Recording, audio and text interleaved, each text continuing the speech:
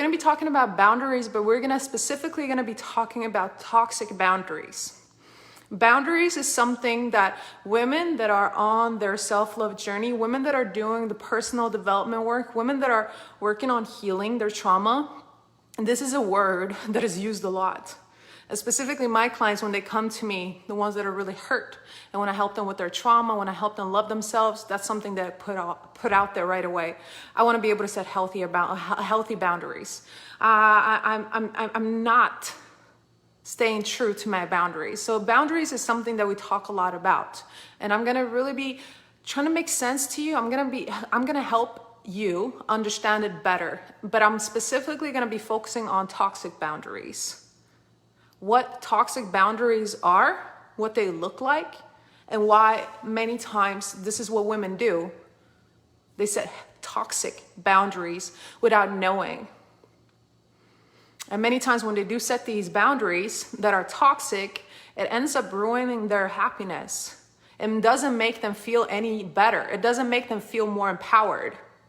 And this is where the confusion lies, because women are like, I'm setting these boundaries, I am doing it, I'm reading about it, everybody's telling me to set these boundaries, and I'm setting these boundaries, but I'm not feeling any better. So that's what I'm going to be breaking down today and help you make sense out of it. So I'm really hoping you're going to get a lot of value from this video. But before I start talking, I would love, even if you're watching the replay, if you would share, what does the word boundary mean to you? What does it look like when you're setting boundaries in your life?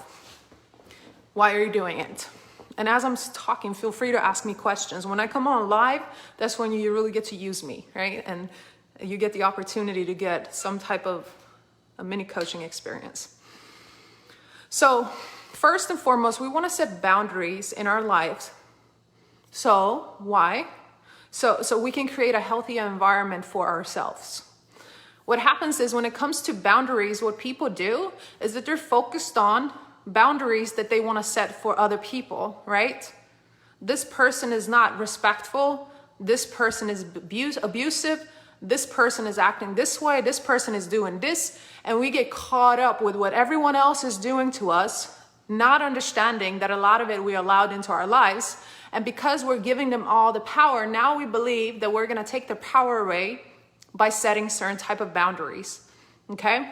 Tiffany said, boundaries mean something I have set in place so that I can assure people aren't put in a place where their actions hurt me or affect my life in a negative way. Okay, so this is the biggest thing that I teach. When I teach this in my programs, when I teach this in my coaching, I make sure to say that the most important thing is that we set boundaries for ourselves. Because people look at boundaries, that's something that we're letting other people know. This is what we're telling other people. This is something that we're putting in place for other people so they can't hurt us.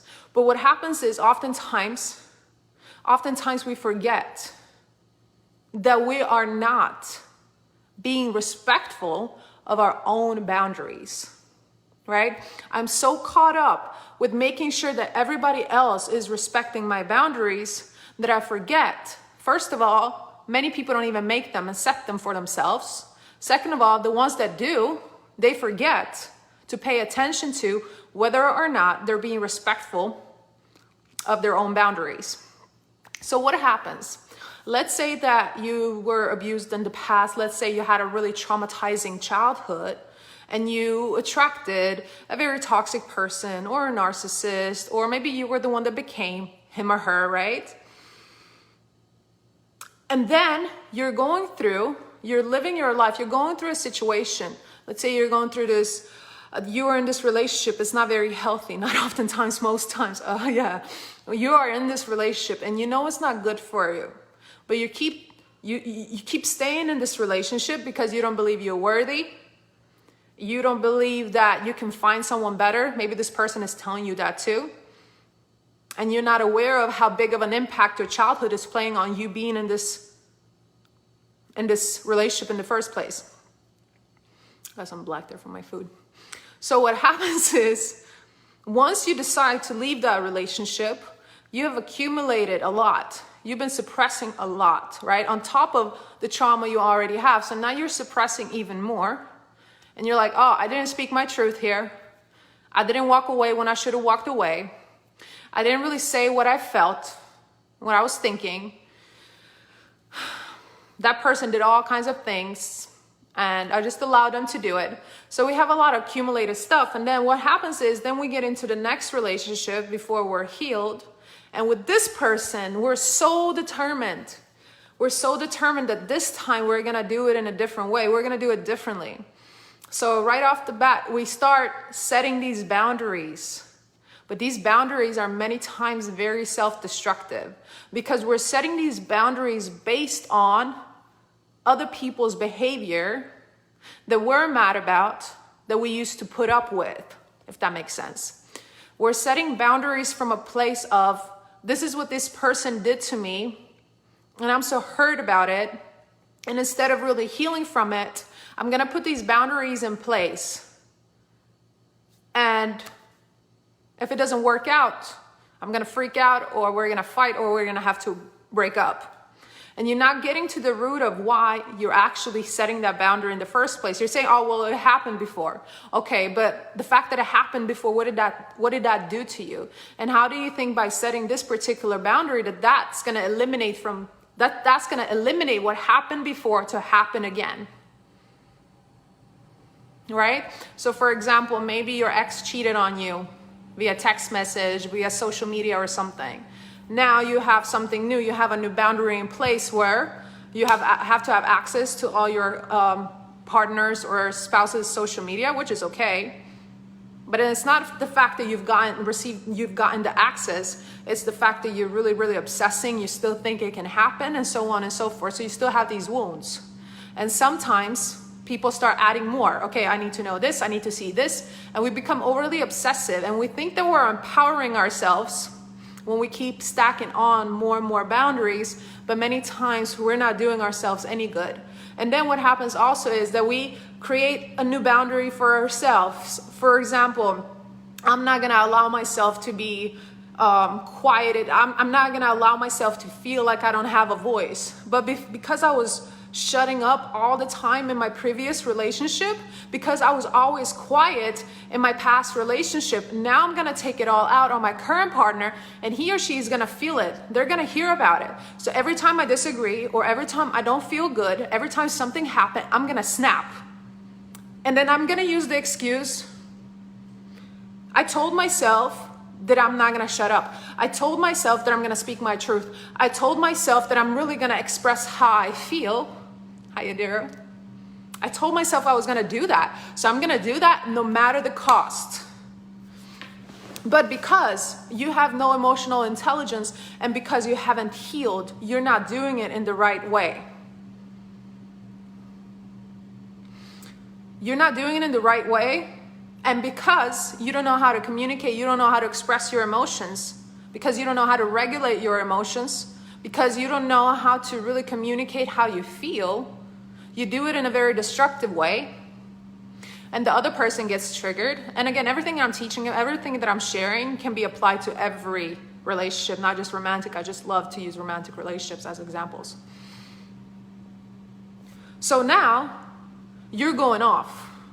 You're snapping, maybe you're destroying things, you're throwing things, you're calling them all kinds of names, you're doing whatever. And you're using the excuse, I did not have this boundary in the past. So now I'm gonna function a different way. I'm gonna say how I feel regardless of the consequences. And that's not very empowering. That's not gonna help you heal. That's not gonna help you love yourself more. So I want you to understand the difference between setting a boundary for yourself, because it's about setting boundaries for yourself, versus creating this world for you and for other people that is coming from a place of hurt, that is coming from a place of trauma, that is coming from a place of, I don't feel like I'm good enough, that is coming from a place of, I'm scared that you're gonna leave me, that is coming from a place of, I don't love myself enough, so I'm gonna do everything in my power to control you and make sure that you're following and adhering by these rules, these standards, these boundaries, because if you don't, I'm gonna snap and then I'm gonna leave, because I have these new boundaries. And the line can be pretty thin sometimes, especially as you're healing, because you don't really know yourself yet. You don't really know where you are in your journey, and you want to make sure you protect yourself. But you can't never fully protect yourself. other than paying constant attention to yourself and not being quick to tell other people about what they're doing. So if I do commit to, I'm gonna speak my truth, that's fine. I can still speak my truth, but I can't do it no matter what. What I mean by that is, I still have to check in with myself. I still have to take some time for myself. I still have to ask myself, is this the best time to do it? Because the environment is not set. Maybe I shouldn't go off. Maybe I shouldn't say anything to my partner right now. Can I be respectful of them? I can always get my truth across, but it's about how I am doing it. And it's about the image and the pictures and the stories that I'm creating in my head about it. I'm not fighting against my partner. I'm not fighting against my spouse. I'm not fighting with my children or against my children or my coworkers or my bosses just because I'm living my life now based on what happened to me in my past. So it becomes toxic.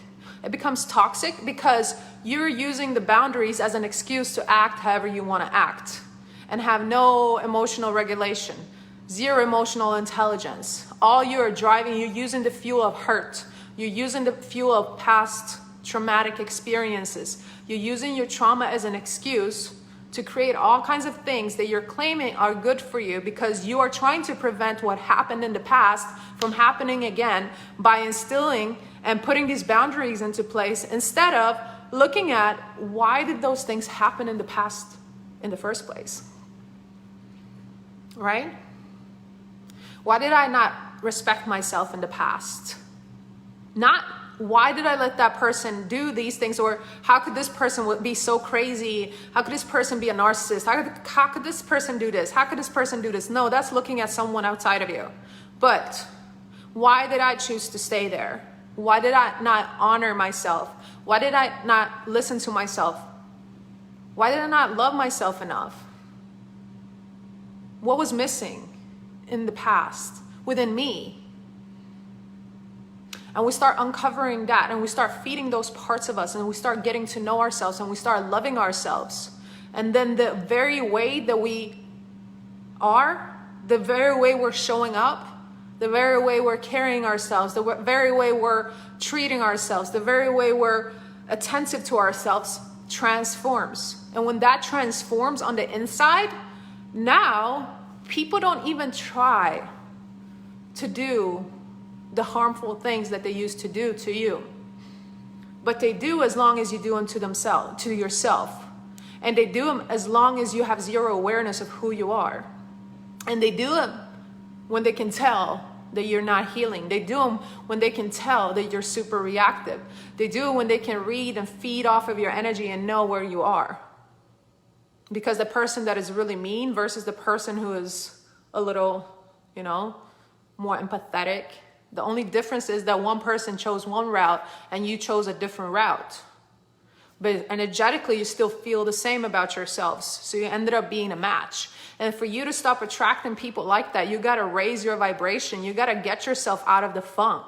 You got to heal yourself. You got to take full responsibility for why you are where you are right now. Because if you don't want to take ownership of that, and if you don't want to admit that to yourself, then you're basically saying, I'm not holding the power. I'm handing out the power to other people and circumstances and everybody else. And if I don't hold the power, that means I can't transform my life. I can't make any changes. It's always going to be this way. And because I think it's always going to be this way, and because I think everybody else is in charge, I'm going to continue to implement these boundaries, no matter how toxic they are. And these boundaries are oftentimes not helpful. I'm not going to tolerate this. I'm not going to tolerate that. I'm not going to tolerate that. And we think that we're doing something good for ourselves, but we're not working through the core reason for why we want to implement these boundaries in the first place. Make sense? So the difference is, what place am I coming from? Am I coming from a place of, I think this will be really beneficial for our relationship. I think this would be really beneficial for my growth. I think this would be really beneficial for our mutual healing. I think this would be really beneficial. Not from a place of, I'm hurt, I'm in pain, I'm really angry, I'm frustrated, and I want to implement this. And if you don't adhere by my boundaries, then war is gonna break loose. Hell is gonna break loose. So you gotta feel the difference. Every time you're saying to someone, this is my boundary or whatever, check in with yourself to see where you're coming from. Check in with yourself to see what place are you setting this boundary from. And that's gonna give you a good indication whether or not it's toxic boundary or not. And I say toxic boundary because it appears to be something beneficial, but long term it doesn't benefit us because we're not healing the wound that caused us to want to set this boundary. And even when we set this boundary, the other person is still going to do what they want to do at the end of the day. And we can't control someone else. So no matter how aggressive we are, no matter how controlling we are, no matter how convincing we may seem to be, this person still adhering, still following this, still respecting your boundary, they may feel like they don't want to do it anymore. They may feel like it's time to move on. And you're still stuck in that because you haven't healed, right? They've been flexible, but you haven't. Tiffany said, my daughter loves your message. Oh, and it makes me so happy. Say hi to your daughter. So that's something I wanted to share with you today. So I hope that was helpful. I hope that was helpful.